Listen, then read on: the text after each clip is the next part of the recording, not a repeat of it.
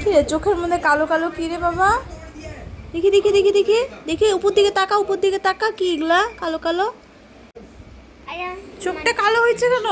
TV দেখতে দেখতে, TV দেখতে দেখতে কালো হয়েছে? তুই একবার আয়নায় গিয়ে তোর মুখটা দেখ, কি অবস্থা। এ রাম, টিভি দেখতে দেখতে চোখের এই অবস্থা তোর?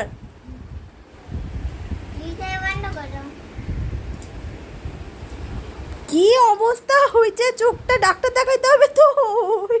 রাম, এ রাম, দাদা বাবাকে ফোন করি, ডাক্তার দেখাইতে হবে।